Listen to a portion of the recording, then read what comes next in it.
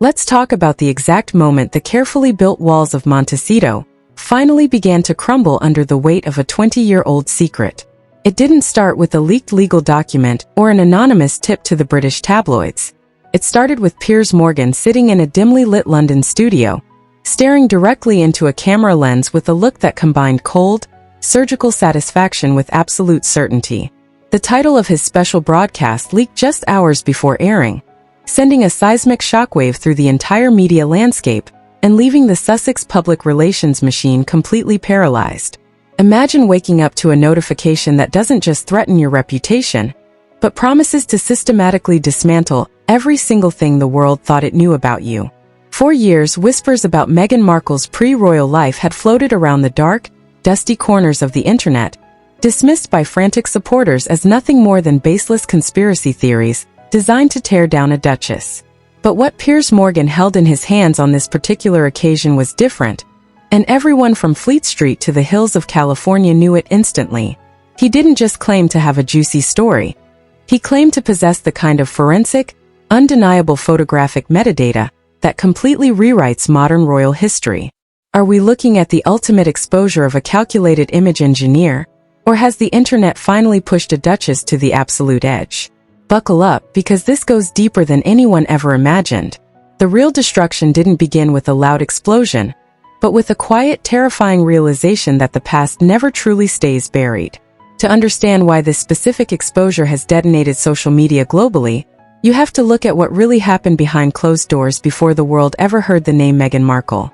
The narrative has always been that she was a self-made Hollywood actress, a hard-working scholarship student who climbed her way to the top through sheer determination. But Morgan's broadcast focused entirely on a highly exclusive circle operating out of Europe and New York in the early 2000s, a world where billionaires, royalty, and ambitious young women frequently crossed paths away from the public eye. According to sources close to the production, Piers presented a timeline that links Meghan's early university days to events that the royal family has spent millions trying to keep buried. The broadcast featured testimony regarding private gatherings, exclusive Mediterranean cruises, and a specific yacht excursion where Prince Andrew was reportedly present. For the first time, this wasn't just vague speculation. Morgan laid out photographic metadata and flight logs that independent investigators have already verified as completely authentic. This isn't the first time the public has been forced to question the pristine narrative sold by the Sussex camp, but the sheer scale of these findings makes past controversies look like minor playground drama. Think back to the calculated rollout of the Oprah interview, the Spotify fallout, and the endless stream of Netflix documentaries that were carefully engineered to paint a picture of a reluctant royal forced into exile. Every single one of those moves was designed to establish a very specific brand identity, based on modern victimhood and progressive values. But when you look beneath the surface of that polished exterior, a completely different pattern begins to emerge. Observers who have tracked this career path for decades note that every major milestone was achieved by systematically cutting ties with anyone who no longer served a practical purpose. From the early days in Toronto to the high-stakes legal battles in London, the strategy has always been to control the narrative at any cost. However, a strategy that relies entirely on total control breaks down completely when faced with forensic evidence that cannot be scrubbed by a high-priced public relations firm. The actual contents of the leaked dossiers describe a network of connections that traces all the way back to the early months of 2002.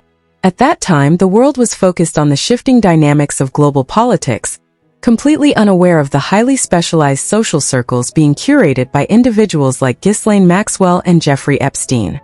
The broadcast alleges that an independent casting call in downtown Chicago served as the initial entry point for a group of young, ambitious women looking for a fast track to global influence. Witnesses from that period describe an atmosphere where expensive promises were handed out like business cards to anyone possessing the right combination of ambition and charm. It was during one of these private gatherings at a mansion on the edge of the city that a 21-year-old university student was reportedly introduced to Prince Andrew. He was in his mid-40s, carrying himself with the absolute confidence of someone born into modern royalty, completely accustomed to getting exactly what he wanted without question. According to the specific documents highlighted by Morgan, this initial meeting immediately led to a series of highly exclusive invitations that were framed as honors for emerging talent. There were private dinners at secluded restaurants where cell phones were confiscated at the door, afternoon teas in closed public galleries, and late-night gatherings under the glowing lights of the city. To an outsider, it looked like a fairy tale rise to prominence, but the true nature of these circles was far more calculated. The files suggest that these young women were meticulously categorized based on their willingness to adapt to a high-stakes lifestyle where discretion was the ultimate currency. While the public was led to believe that this period of her life was spent entirely on university lectures and student theater productions, the newly surfaced flight manifests tell a completely different story. They show a pattern of weekend travel that matches perfectly with the docking schedules of private vessels operating in the Mediterranean and the Caribbean. The tension within the media industry reached a boiling point as the true implications of these logs began to sink in. For years, major news networks had maintained a cautious distance from these specific rumors, terrified of the aggressive legal teams retained by the Sussexes in Los Angeles. A single misplaced word could trigger an immediate multi-million-dollar lawsuit or a coordinated public boycott driven by an army of online supporters. But the sheer volume of cross-reference data presented in this new broadcast left the traditional defenders with absolutely no room to maneuver. It wasn't just one disgruntled source or a piece of easily doctored footage. It was an interconnected web of financial transactions, maritime registrations, and eyewitness accounts that all pointed toward the exact same conclusion. The carefully built image of a modern independent icon was facing an existential threat from a past that had been systematically scrubbed from every official biography as the details of the Mediterranean excursions began to leak into the public domain. The online reaction transformed from skepticism to a state of absolute frenzy. Online sleuths began cross-referencing ancient social media posts, archived society pages, and travel blogs from the early 2000s to verify the exact dates mentioned in Morgan's dossier. Every single data point seemed to click into place with terrifying precision, revealing a parallel timeline that completely contradicted the official story. The public felt a profound sense of whiplash as they realized that the person they had seen delivering emotional speeches about empowerment and authenticity had allegedly been operating within the most compromised circles of the global elite for over 2 decades. The hashtag tracking the scandal began generating millions of impressions per second, completely overwhelming the moderation algorithms of major platforms. Behind the closed doors of the Montecito estate, the immediate response was not a grand public statement, but a complete and total lockdown of all communications. Sources close to the household reported that the internal servers were buzzing with frantic activity, as lawyers tried to determine if there was any legal mechanism left to halt the wider distribution of the materials. The problem they faced was that this wasn't a standard tabloid leak that could be dismissed with a carefully worded denial. It was a forensically backed investigation being broadcast by a man who had made it his personal mission to expose what he viewed as the ultimate public deception. The machinery that had successfully managed the fallout from the royal exit and the subsequent media wars was completely useless against a crisis of this magnitude. The most damning aspect of the introduction to this scandal is the sudden, deafening silence from the very organizations that had previously championed the Sussex brand. For years, global charities, progressive think tanks, and elite Hollywood circles had used their association with the Duchess to boost their own public profiles. But the moment the connection to the royal yacht scandal became undeniable, that mutual support system vanished into thin air. Phone calls from the California mansion went completely unanswered, emails were routed directly to legal departments, and scheduled public appearances were quietly deleted from official calendars without a single word of explanation. The institutional abandonment was swift, calculated, and absolute, leaving the couple completely isolated at the exact moment they needed protection the most. This isolation marked the true beginning of the public unraveling, as the focus shifted from the mere existence of the photos to the deeper, more disturbing questions about systemic deception.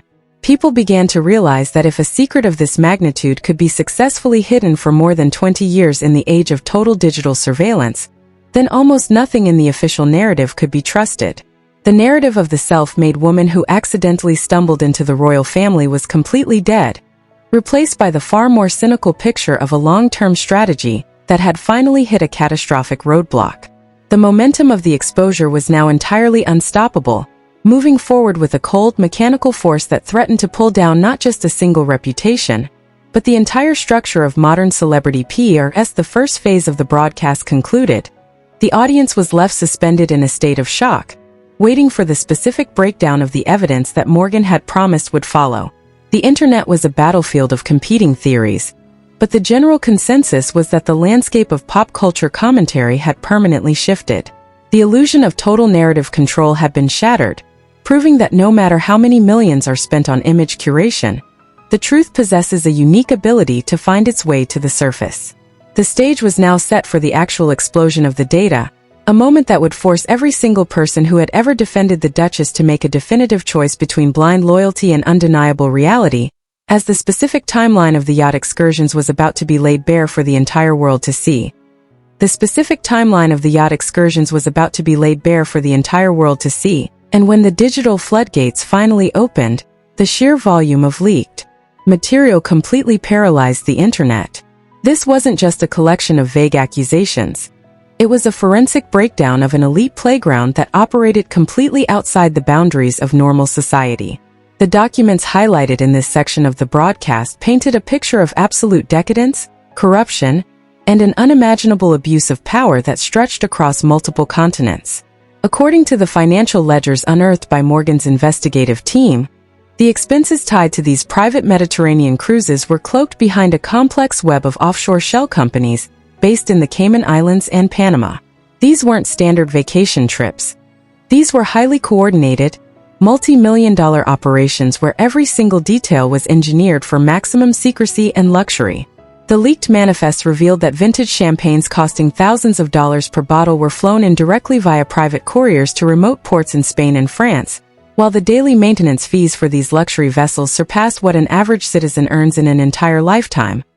What truly horrified the public, however, was the inclusion of direct quotes from anonymous insiders who had worked aboard these yachts as crew members, security personnel, and private chefs. One specific testimony from a retired chief steward described an environment where young, ambitious women were treated as mere commodities, brought in to entertain ultra-wealthy individuals under the guise of high-level networking and career advancement. This anonymous source revealed that the young university student from Chicago was a frequent passenger on a specific 150-foot luxury liner that frequented the waters around Marbella and San Tropez. The insider stated that her presence was always treated with a high degree of confidentiality, with her name listed on the official ship logs under a coded pseudonym to prevent any paper trail from leaking back to her academic institution in the United States. The public reactions to these specific disclosures were instantaneous and violent, with social media platforms experiencing an unprecedented surge in traffic as millions of users dissected every single line of the leaked text. The breakdown of the scandal deepened as the broadcast shifted its focus to the specific photographic evidence that Piers Morgan had teased during his initial announcement. This wasn't the easily debunked, doctored yacht photo that had trended briefly on Instagram a few days prior. These were high-resolution, unedited frames complete with verified digital metadata that placed them squarely in the summer of 2002. One particularly damning image showed a grainy but unmistakable silhouette standing on the marble deck of a private vessel, with Prince Andrew visible in the background lounging on white leather cushions surrounded by an array of high-end catering. The metadata embedded within the file confirmed the exact geographic coordinates of the boat, placing it just off the coast of a private island, known to be frequented by international elites. Forensic experts appeared on screen during the broadcast to verify that the pixels had not been manipulated, effectively shutting down any potential defense that the images were the product of modern artificial intelligence or clever digital editing. As these images spread across the globe like wildfire, the public felt a profound sense of whiplash, realizing that the narrative of a progressive, independent woman who fought against systemic institutional corruption was completely at odds with these historical records. The contrast between her current public lectures on ethics and this hidden history of elite compliance was too stark to ignore. Online forums were filled with thousands of analytical breakdowns, where users compared the specific jewelry, clothing items, and physical features seen in the 2002 photos with archived pictures from her university yearbook. The alignment was undeniable, and the defense mechanisms of her remaining online supporters began to fracture under the weight of the evidence. People who had spent years fiercely defending her honor were suddenly left speechless, unable to find a logical explanation for why a 21-year-old student would be embedded within the private inner circle of a controversial royal prince. The financial aspect of the scandal added another layer of intense controversy to the unfolding drama, as the leaked reports detailed an intricate system of cash payments and high-end gifts that flowed through these elite circles. According to the investigative findings, several prominent luxury brands had unknowingly been used to facilitate the transfer of valuable assets to these young women, ensuring that no direct bank transfers could be traced by tax authorities or prying journalists. The documents showed records of custom-tailored designer gowns, exclusive jewelry pieces, and private villa rentals that were all billed to corporate accounts associated with international financiers. This level of systemic corruption and unchecked privilege struck a nerve with a public already weary of celebrity hypocrisy. The narrative of the humble scholarship student counting pennies to pay her rent was completely shattered, replaced by an image of a young woman navigating the highest echelons of global wealth with absolute comfort and calculation. The public backlash was further intensified by the release of leaked email correspondences from inside the Montecito war room, dating from the exact moments the current scandal began to break. These leaked messages, reportedly provided by a high-ranking former assistant who had finally grown tired of the deception, revealed the terrifyingly cold-blooded nature of the public relations strategy. While the official statements from the Duchess spoke of deep emotional pain, acute psychological distress, and the unfair targeting of a vulnerable mother, the internal emails showed a highly calculated military-style operation designed to weaponize public sympathy. The instructions detailed the exact timing for leaking pre-written health updates to friendly media outlets, the precise wording needed to trigger online fan armies into launching counterattacks against critical journalists, and even specific guidelines on how to stage dramatic paparazzi photos to distract from the growing evidence. The hypocrisy exposed by these internal documents proved to be the tipping point for many traditional media outlets that had previously given the Sussexes the benefit of the doubt. Prominent commentators who had once built their careers on defending the couple suddenly shifted their tone, expressing a deep sense of betrayal and anger. They began asking the tough questions that had been avoided for years, demanding full transparency regarding her pre-royal history and the true nature of her connections to the elite networks of the early 2000s. The public reactions moved from online gossip to genuine outrage, with grassroots campaigns popping up to demand that major corporations and global charities sever all remaining ties with the controversial Duchess. The sentiment on the street was clear. The public was no longer willing to accept pre-packaged narratives of victimhood when faced